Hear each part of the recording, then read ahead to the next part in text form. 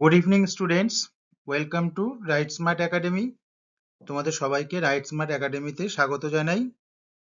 আমি তোমাদের জীবনবিজ্ঞান শিক্ষক ইমরান সর্দার।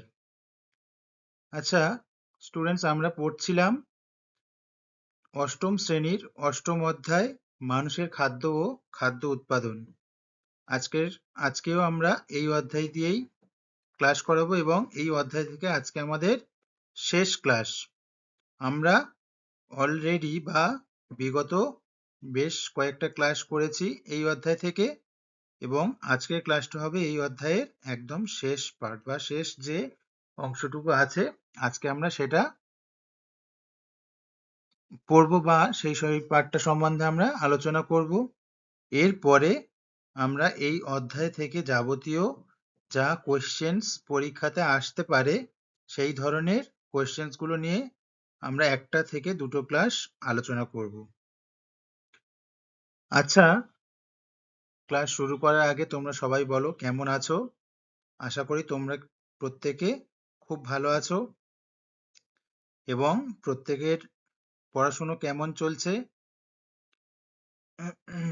বলো একটু শুনি দেখি তোমাদের পড়াশুনো কেমন চলছে। কোনো অ্যাটলিস্ট আমার সাবজেক্টে আমি যে অধ্যায়গুলো পড়িয়েছি এতদিন, সেখান দিয়ে কোনো রকমের কোনো সমস্যা যদি তোমরা ফেস করো, অবশ্যই কিন্তু নতুন ক্লাস শুরু হওয়ার আগে সেগুলো নিয়ে কিন্তু আমি প্রত্যেকটা ক্লাসের আগেই সেই সমস্যাগুলো সমাধান করে তবেই আমি নতুন ক্লাস শুরু করি। তো আমি এইভাবেই আগাতে যাই। হ্যাঁ, যে সমস্যাগুলো পুরনো রয়ে গেছে সেগুলো ক্লিয়ার করে তবেই কিন্তু আমাদের নতুন জিনিস শেখার প্রতি আগাতে হবে। কারণ পুরানো সমস্যা থেকে গেলে সেটা আমাদের ফার্দার বা ভবিষ্যতে বোঝার ক্ষেত্রে কোনো কিছু অসুবিধা হতে পারে। সুতরাং পুরানো যে ক্লাসগুলো আমরা করেছি, আমরা মানুষের খাদ্য ও খাদ্য উৎপাদন চ্যাপ্টার থেকে অলরেডি 12টা ক্লাস কমপ্লিট করেছি।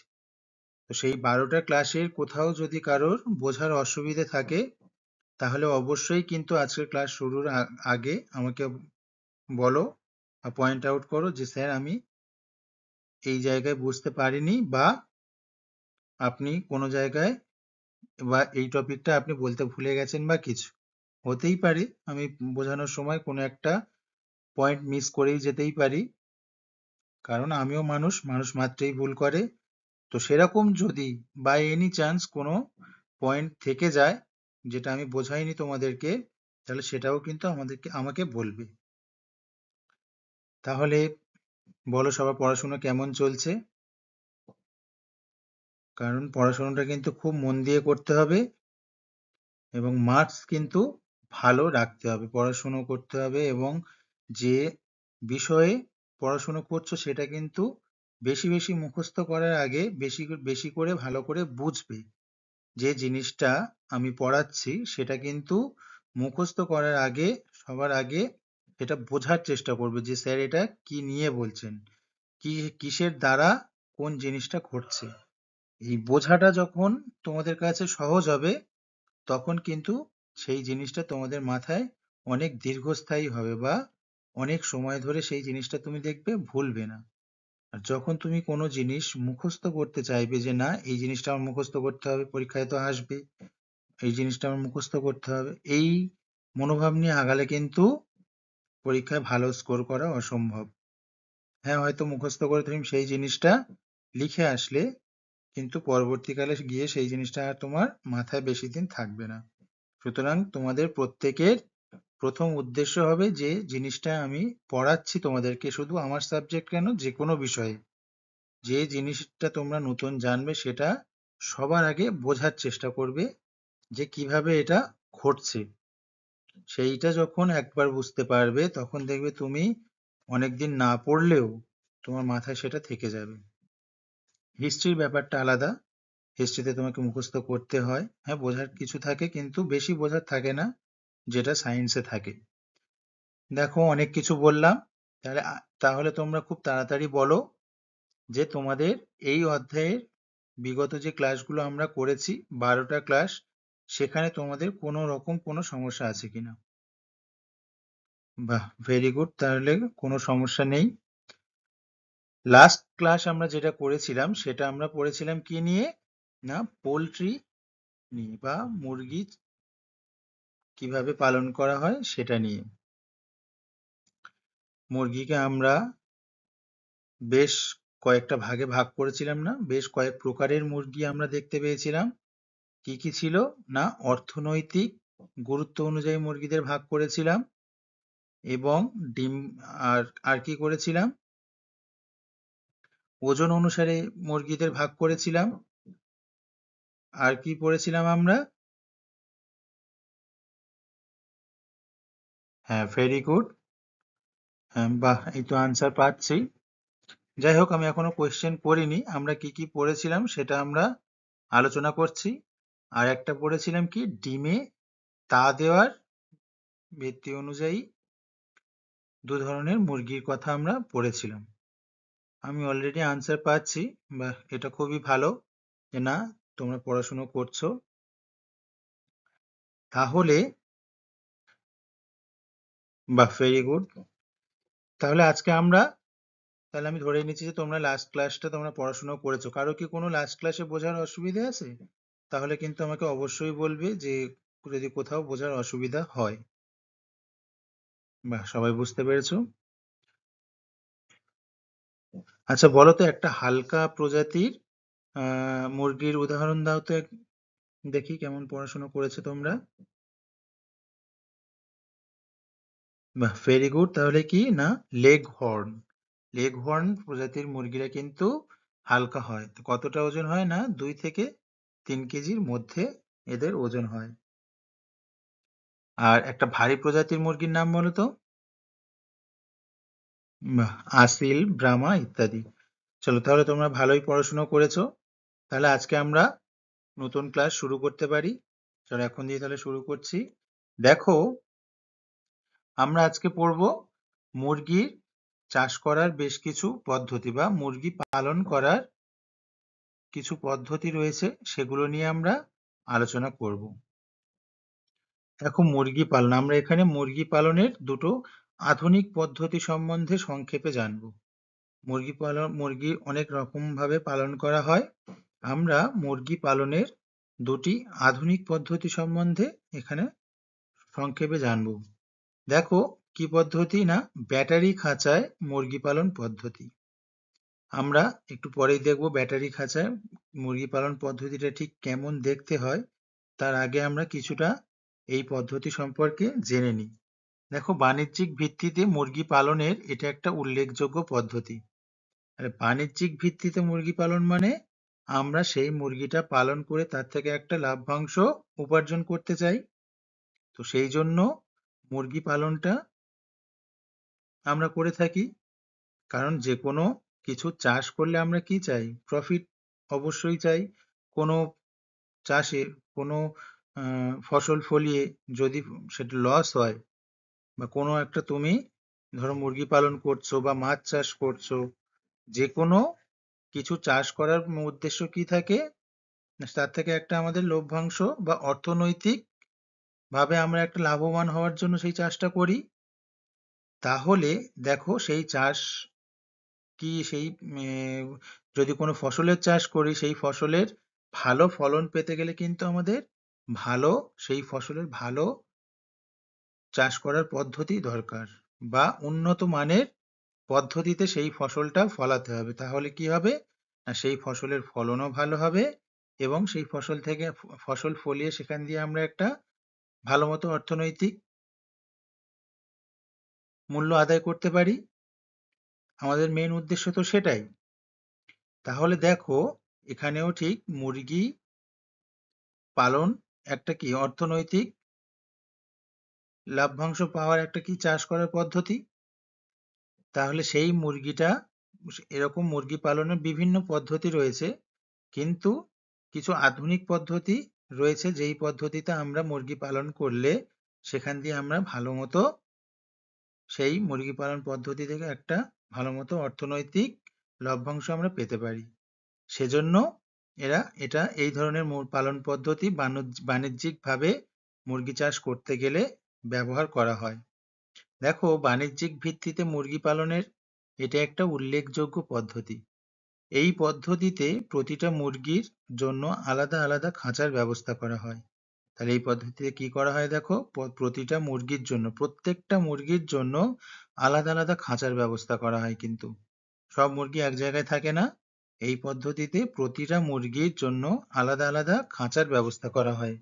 খাঁচাগুলো এমন হয় যে খাঁচার অল্প জায়গার মধ্যে একটা মুরগি স্বাচ্ছন্দ্যে বসতে বা দাঁড়াতে পারে। এটা খুবই স্বাভাবিক যে একটা জায়গায় যেখানে থাকবে সেই থাকার ব্যবস্থাটা একজন যদি থাকে তাহলে তার জন্য ভালো মতো হতে হবে, সে যেন দাঁড়াতে পারে, বসতে পারে, স্বাচ্ছন্দ্যে ঘুরতে পারে। একদম ছোট হলে সে দাঁড়াতে পারছে না, বসতে পারছে না, তাহলে সেক্ষেত্রে কি হবে, সে তার বৃদ্ধিপ্রাপ্ত বাধা বাধা পাবে তার বৃদ্ধি। তাহলে সেজন্যই বলছে সেই খাঁচাগুলো এমন হয় যে খাঁচার অল্প জায়গার মধ্যে একটা মুরগি স্বাচ্ছন্দ্যে বসতে বা দাঁড়াতে পারে। এরকম অনেকগুলো খাঁচা সারিবদ্ধভাবে থাকে। খাঁচার মেঝে পিছন থেকে সামনের দিকে ঢালু থাকে। তাহলে কতগুলো শর্ত দেখো, বা খাঁচাটা কেমন হতে হবে দেখো। না, প্রথমত প্রত্যেকটা মুরগি একটা একটা মুরগির জন্য একটা একটা করে খাঁচার ব্যবস্থা থাকে, এবং খাঁচাগুলো এমন হয় যে খাঁচার অল্প জায়গার মধ্যে একটা মুরগি স্বাচ্ছন্দ্যে বসতে বা দাঁড়াতে পারে। আর এরকম অনেকগুলো খাঁচা সারিবদ্ধভাবে থাকে। তাহলে বুঝতে পারলে খাঁচার মেঝে পেছন থেকে সামনের দিকে ঢালু থাকে।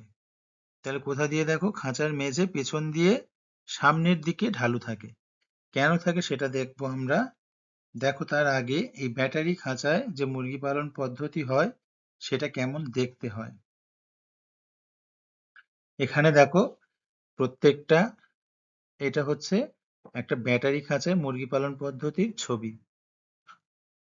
দেখো আশা করি ছবিতে বোঝা যাচ্ছে কেমন করে এই পদ্ধতিতে মুরগি চাষ করা হয়। দেখো প্রত্যেকটা খাঁচায় একটা একটা করে মুরগি রাখা আছে। মুরগির মাথাগুলো দেখো খাঁচা দিয়ে বেরিয়ে আসছে, সেটা হচ্ছে খাবার খাওয়ার জন্য। দেখো প্রত্যেকটা খাঁচায় একটা সংক্ষিপ্ত জায়গা রয়েছে যেখানে মুরগিগুলো কি করতে পারে, ওঠা বসা করতে পারে। দেখো খাঁচায় একটা একটা খাঁচায় একটা করে মুরগি রয়েছে।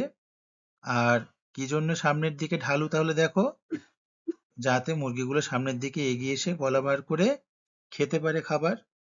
তো সেই রকম পদ্ধতিতে এই খাঁচাগুলো কিন্তু বানানো। দেখো ঠিক যেমনটা পড়েছি সেই রকমই এরকম অসংখ্য সারিবদ্ধ খাঁচা থাকে, যেগুলো একটা একটা, প্রত্যেকটা খাঁচা একে অপরের থেকে কি হয় না আলাদা হয়, এবং একটা একটা খাঁচায় একটা করে মুরগি থাকতে পারে। তাহলে এখান দিয়ে তাহলে আশা করি বুঝতে পারলে কেমন হয় ব্যাটারি খাঁচাগুলো দেখতে। দেখো খাঁচার মেঝে ঢালু থাকায় মুরগি ডিম পাড়লে তা সঙ্গে সঙ্গে গড়িয়ে এসে খাঁচার বাইরের দিকে বেরিয়ে থাকা খাঁজে জমা হয়। খাঁচার সামনে যে খাঁজটা দেখেছিলে যেখানে মুরগি গলা বার করে খাচ্ছিল, তাহলে সেই জায়গায় কিন্তু একটা ফাঁকা জায়গা আছে। মুরগি যখন ডিম পাড়বে সেই ডিমটা কি হবে, যেহেতু মেঝেটা ঢালু থাকে পিছন থেকে সামনের দিকে, যেহেতু ঢালু থাকে সেহেতু সেই ডিমটা কি হয়, গড়িয়ে এসে সেই খাঁচা দিয়ে বাইরের যে খাঁজ থাকে সেখানে ডিমটা বেরিয়ে আসে। এই বেরিয়ে এসে সেই খাঁচাতে পড়ে বা সেই খাঁজে জমা হয়। খাঁচার বাইরের দিকে খাবার আর জলের পাত্র লাগানো থাকে। খাঁচার বাইরে তাহলে কি থাকে, খাবার আর জলের পাত্র, যেটা সেই মুরগি পান করে বা খায়। আর খাঁচার নিচে মুরগির মল সংগ্রহের পাত্র থাকে। স্বাভাবিকভাবে মুরগিরা খাদ্য খাবার খেলে মলত্যাগ করবে, সেই মলগুলো কোথায় পড়ে না খাঁচার নিচে একটা অংশ থাকে বা মল সংগ্রহের পাত্র কিন্তু থাকে, যাতে মুরগি মলত্যাগ করলে সেই মলগুলো গিয়ে সেই পাত্রে গিয়ে পড়ে। ব্যাটারি খাঁচার মধ্যে মুরগিরা বেশি নড়াচড়া করতে পারে না, যেহেতু ব্যাটারি খাঁচার স্পেসটা বা ব্যাটারি খাঁচার মধ্যে যে জায়গাটা সেটা খুব একটা বড় নয়, সংক্ষিপ্ত হয়। এতটুকু হয় যার মধ্যে একটা মুরগি উঠতে বা বসতে পারে, কিন্তু খুব বড় জায়গা আবার থাকে না যে দৌড়ে বেড়াবে ঘুরে বেড়াবে, তেমন জায়গা কিন্তু থাকে না, সংক্ষিপ্ত জায়গা থাকে তাদের ওঠা বসার জন্য। কি বলছে দেখো, তাহলে ব্যাটারি খাঁচার মধ্যে মুরগিরা কিন্তু বেশি নড়াচড়া করতে পারে না, তাই শক্তি খরচ হয় কম। যেহেতু মুরগিগুলো বেশি নড়াচড়া করতে পারে না, সেই জন্য তাই মুরগিগুলোর কি হয় না, শক্তি খরচ কিন্তু কম হয়। যত নড়াচড়া হবে, যত দৌড়বে, তাহলে তত কি হয়, শক্তি আমাদের ক্ষয় হয়। তেমনি মুরগিদেরও একই ব্যাপার, যত কম নড়াচড়া করবে, যত কম দৌড়বে, তাহলে তত কি হবে, কম শক্তি খরচ হবে। তাই শক্তি খরচ হয় কি না, কম। তাই এরা যা খায় তার বেশিরভাগটাই দেহ গঠন আর ডিম তৈরিতে কাজে লাগে। তাই এটা খুবই স্বাভাবিক যে বসে বসে খাবে এবং বেশি নড়াচড়া করবে না বা দৌড়ঝাঁপ করবে না, সে তাহলে কি হবে, তার সেই খাবারগুলোর বেশিরভাগটা কি হয়, তার দেহ গঠন আর ডিম তৈরিতে কাজে লাগছে। বুঝতে পারলে, সে যেহেতু সেই খাঁচার জায়গাটা অনেকটা বড় নয়, সংক্ষিপ্ত, তাই কি হয়, সে বেশি নড়াচড়া করতে পারে না বা বেশি খেলাধুলো বা দৌড় করতে পারে না। যার ফলে কি হয়, তাদের শরীরে শক্তি সঞ্চিত থাকে, বেশি শক্তি ক্ষয় হয় না। তাই এরা যা খায় তার বেশিরভাগটা কি হয়, তাদের দেহ গঠন, সেই মুরগিগুলির দেহ গঠন আর ডিম তৈরিতে কাজে লাগে। তাহলে বুঝতে পারলে ব্যাটারি খাঁচাতে কেমন ভাবে মুরগিগুলো পালন হচ্ছে। চলো, ভেরি গুড। এরপরে দেখো, আরো একটা পদ্ধতিতে মুরগি পালন করা হয়। সেটা কি না, ডিপ লিটার পদ্ধতি। সেটা কি, ডিপ লিটার পদ্ধতি। একটা হলো ব্যাটারি খাঁচায় মুরগি পালন পদ্ধতি, আর একটা হলো ডিপ লিটার পদ্ধতি। এই ডিপ লিটার পদ্ধতিটা কি, কেমন দেখো, লিটার তৈরির ঘর আলো বাতাসযুক্ত হওয়া দরকার। লিটারটা কি সেটা আমরা জানবো। দেখো, লিটার তৈরির ঘর আলো বাতাসযুক্ত হওয়া দরকার। প্রথমত ঘরটা কি কেমন হওয়া দরকার না, আলো বাতাসযুক্ত হওয়া দরকার, যেন ঘরের মধ্যে আলো এবং বাতাস দুটোই বর্তমান থাকে। ঘরের মেঝেতে লিটার তৈরির আগে চুন আর ব্লিচিং পাউডার ছড়িয়ে জীবাণুমুক্ত করা হয়। আর সেই যে ঘরের মেঝে, সেই ঘরের মেঝেতে লিটার তৈরির আগে চুন আর ব্লিচিং পাউডার ছড়িয়ে জীবাণুমুক্ত করা হয়। যে ঘরের মেঝে, সেই ঘরের মেঝেতে কি করতে হয়, লিটারটা তৈরি করতে হয়। সেই লিটার তৈরি করার আগে কি করতে হয়, সবার আগে সেই ঘরের মেঝেটা যাতে জীবাণুমুক্ত থাকে, তা সেই ঘরের মেঝের উপরে তো খাবার থাকবে, সেই খাবার কি হবে না, মুরগিরা খাবে। তাই সেই ঘরের মেঝেটা আগে কি করতে হবে, জীবাণুমুক্ত করতে হবে, নইলে খাবারের সাথে বিভিন্ন জীবাণু বা বিভিন্ন পয়জন মিশে গিয়ে সেটা কি করবে, মুরগির জন্য ক্ষতিকারক হবে। তাই কি করতে হবে না, সবার আগে সেটা জীবাণুমুক্ত করতে হবে সেই ঘরের মেঝেটা। এবং সেটা কিভাবে জীবাণুমুক্ত করতে হয় না, ব্লিচিং পাউডার আর চুন ছড়িয়ে জীবাণুমুক্ত করা হয়।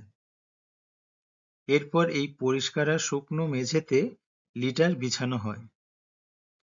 তাহলে এতক্ষণ ধরে আমরা যেটা বলছি যে এই লিটার তৈরি, তাহলে এই লিটারটা কি, তাহলে জেনে নেওয়া যাক। দেখো, এবার জেনে নেওয়া যাক লিটার কি।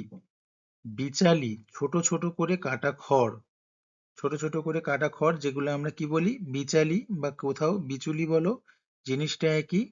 ছোট ছোট করে কাটা খড়, কাঠের গুঁড়ো, শুকনো পাতা, ধান, তুলোবীজ আর যবের তুষ, ভুট্টা, আমের খোসা, এতগুলো জিনিস এতগুলো জিনিস দিয়ে তৈরি এতগুলো জিনিস দিয়ে ঘরের মেঝেতে জীবের জন্য সজ্জা তৈরি করা হয়। এটাই লিটার। এতক্ষণ যে বলছিলাম লিটার তৈরির ঘর আলো বাতাসযুক্ত হওয়া দরকার, ঘরের মেঝেতে লিটার তৈরির আগে চুন আর ব্লিচিং পাউডার ছড়িয়ে জীবাণুমুক্ত করা হয়, তাহলে সেই লিটারটা কি, সেই লিটারটা কি কি জিনিস দিয়ে তৈরি। এক হচ্ছে, দেখো, ছোট ছোট করে কাটা খড়, মানে এটা তোমরা বলতে পারো ঘরের মেঝেতে যার উপরে মুরগিগুলো থাকবে সেই জিনিসগুলো, যে যে কি কি জিনিস দিয়ে তৈরি না, ছোট ছোট করে কাটা খড়, কাঠের গুঁড়ো, শুকনো পাতা, ধান, তুলোবীজ আর যবের তুষ, ভুট্টা, আমের খোসা ইত্যাদি দিয়ে ঘরের মেঝেতে জীবের জন্য সজ্জা তৈরি, সজ্জা বা বিছানা বলা যেতে পারে, সেই সজ্জা তৈরি করা হয়। এটাই লিটার। এর উপরে কি থাকবে না, মুরগিগুলো থাকে। আমরা দেখে নেব লিটার কেমন, এরপরে আমরা ছবিতে দেখলে বুঝতে পারবো।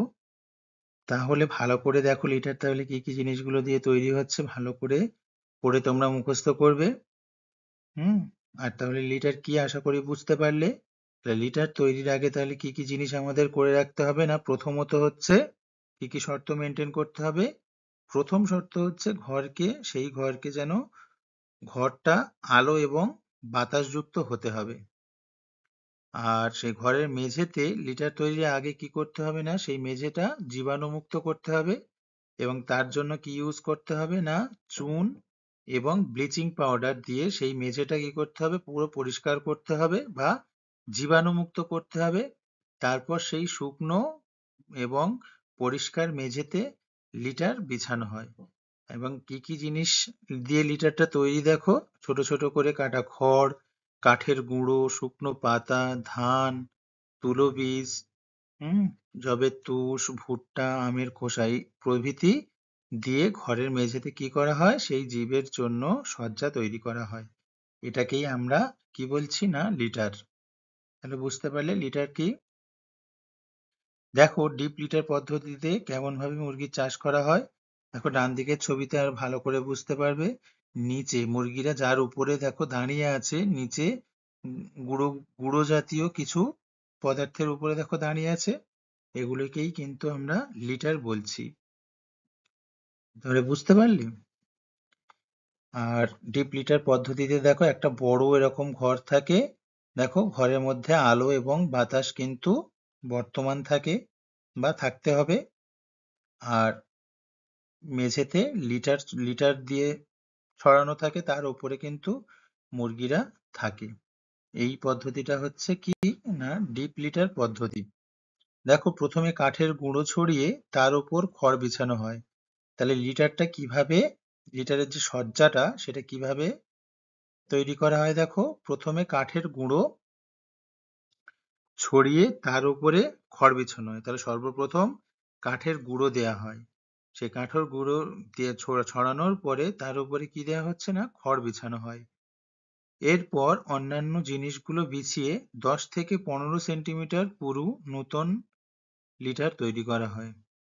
তারপরে আরো যে বিভিন্ন ধরনের জিনিস ছিল, হ্যাঁ, যে যবের তুষ, ভুট্টা, শুকনো পাতা, আমের খোসা প্রভৃতি যে জিনিসগুলো ছিল সেগুলো এরপর ছড়িয়ে দিয়ে 10 থেকে 15 সেন্টিমিটার কিন্তু পুরু হয়।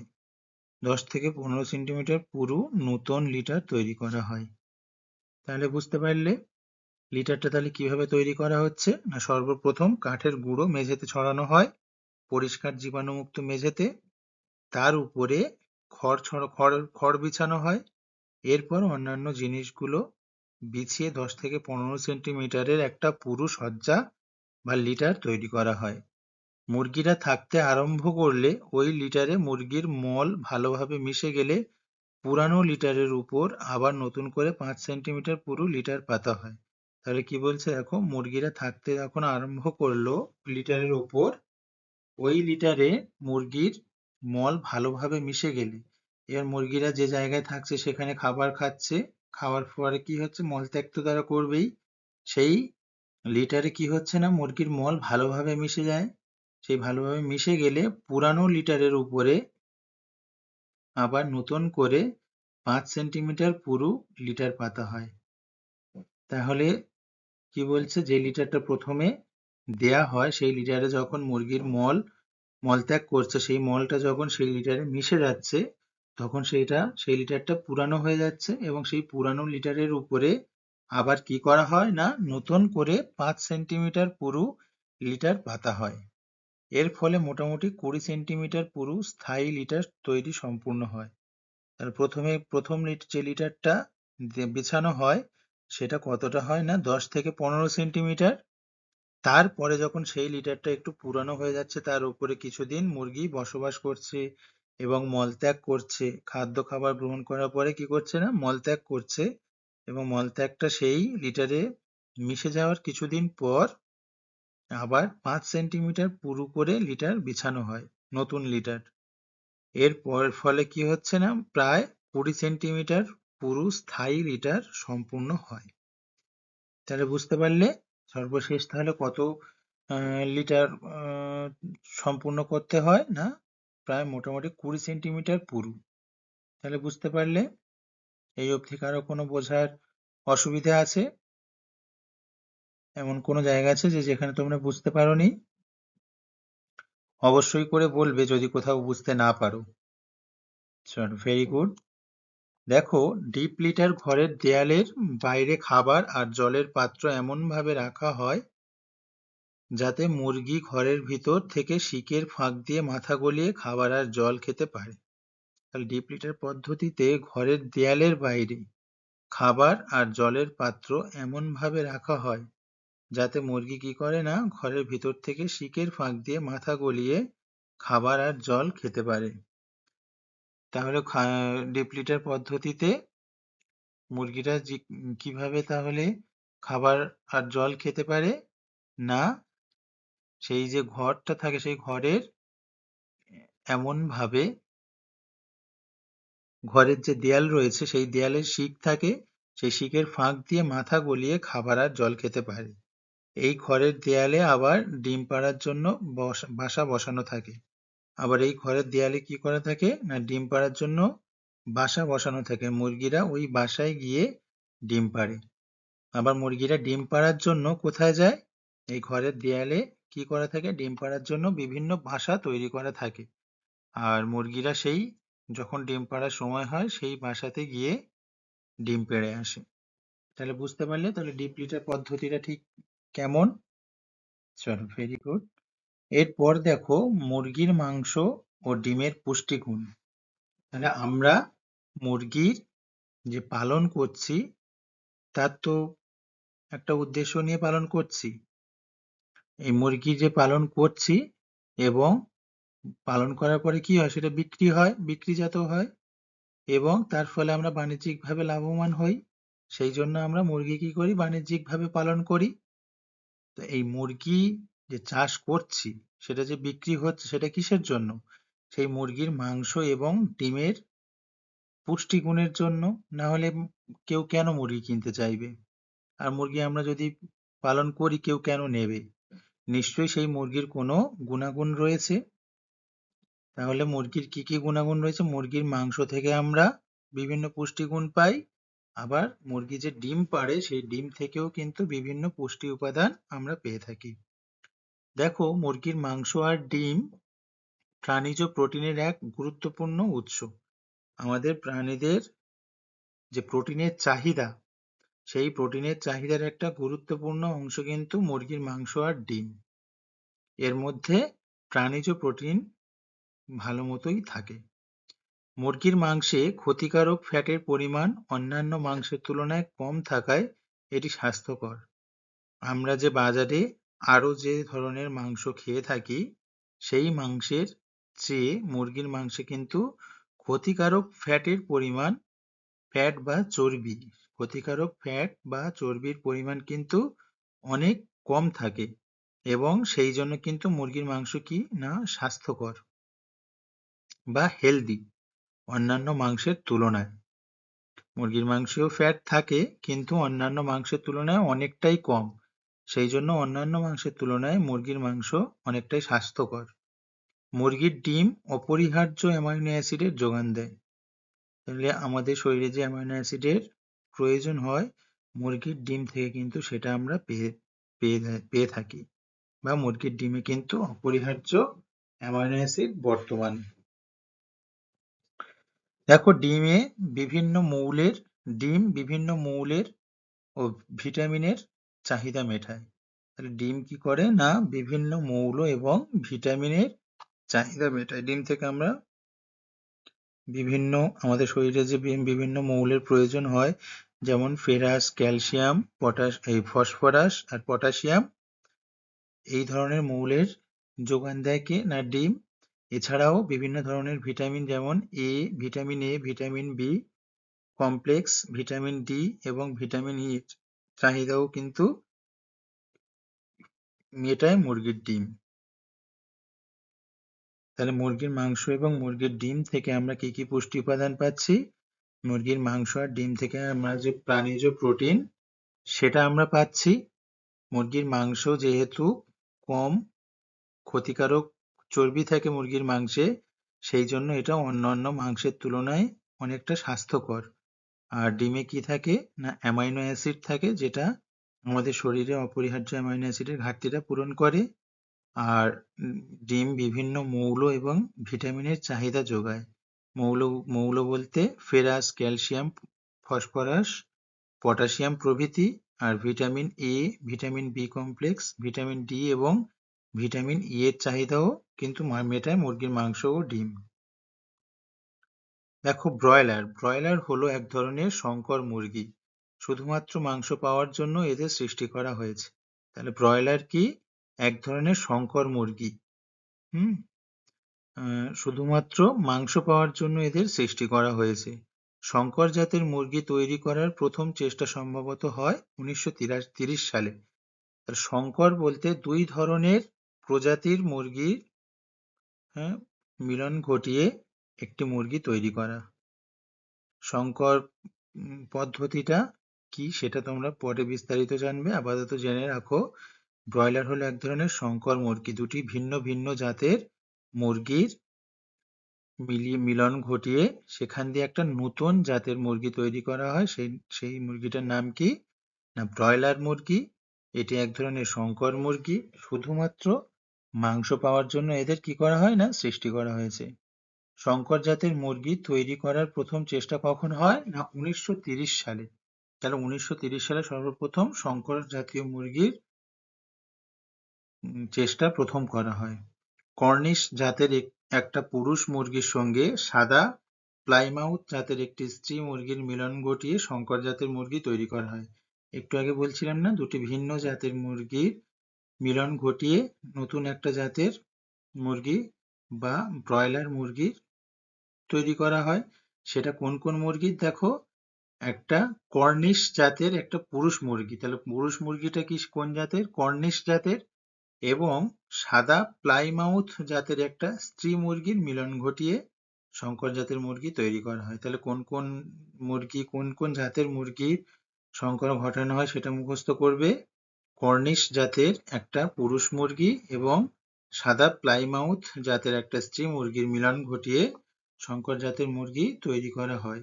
এটাই ব্রয়লার জাতের মুরগি। তাহলে একেই বলা হচ্ছে কি না, ব্রয়লার জাতের মুরগি। দেখো, ব্রয়লার জাতের মুরগি খুব তাড়াতাড়ি বাড়ে। এই জাতের মুরগির কি কি চাল পালন করলে কি কি উপকারিতা আছে দেখো। ব্রয়লার জাতের মুরগি কিন্তু খুব তাড়াতাড়ি বাড়ে, কাজকর্ম বা নড়াচড়া খুব একটা করে না। ব্রয়লার জাতের মুরগি তোমরা কেউ খেয়াল করলে বা দেখলে বুঝতে পারবে, এরা খুব একটা কিন্তু নড়াচড়া করে না বা কাজকর্ম খুব একটা করে না। যা খায় তার বেশিরভাগটাই নিজের দেহ গঠনে কাজে লাগায়। যেহেতু নড়াচড়া কম করে, সেই জন্য সে যা খায় তার বেশিরভাগটা নিজের দেহ গঠনে কাজে লাগায়। এরা মাত্র 5 থেকে 7 সপ্তাহের মধ্যে বিক্রি করার মতো ওজনে পৌঁছে যায়। যেহেতু এরা খুব তাড়াতাড়ি বাড়ে এবং খুব একটা নড়াচড়া বা কাজকর্ম করে না, সেই জন্য এরা খুব ওজনেও খুব তাড়াতাড়ি বেড়ে যায়।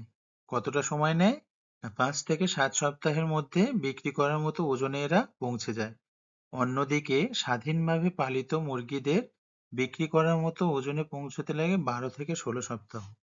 আবার অন্যদিকে দেখো, স্বাধীনভাবে পালিত মুরগিদের এমনি নর্মাল স্বাধীনভাবে যে মুরগি পালন করা হয়, সেই মুরগিগুলোর ওজনে পৌঁছতে, বিক্রি করার মতো ওজনে পৌঁছতে সময় লাগে কত? 12 থেকে 16 সপ্তাহ, যেটা কিন্তু একটা অনেকটা সময়। সেখানে দেখো, 5 থেকে 7 সপ্তাহের মধ্যে কিন্তু এই ব্রয়লার জাতের মুরগিগুলো বিক্রিজাত বা বিক্রি করার মতো পর্যায়ে পৌঁছে যায়। সেই জন্য এদের পালন করা অনেকটা উপকারী ব্যবসায়িক ক্ষেত্রে, কারণ এরা অনেক তাড়াতাড়ি বেড়ে যায়। এর ফলে অনেক তাড়াতাড়ি বিক্রি করা যেতে পারে ব্যবসায়ের জন্য। সুতরাং এরা ব্যবসায়ের জন্য বেশি উপকারী। তাহলে বুঝতে পারলে ব্রয়লার মুরগি কিভাবে তৈরি হয়, এবং ব্রয়লার মুরগিটা হচ্ছে একটা কিন্তু সংকর জাতের মুরগি। তাহলে এতদূর আশা করি তোমরা সবাই বুঝতে পেরেছো। আজকের ক্লাসটা তোমাদের এই অবধি থাকলো। এই অধ্যায়টা এখানেই তোমাদের শেষ হলো। দেখা হচ্ছে তোমাদের সাথে পরবর্তী কোনো ক্লাসে। ততক্ষণের জন্য সবাই তোমরা ভালো থেকো।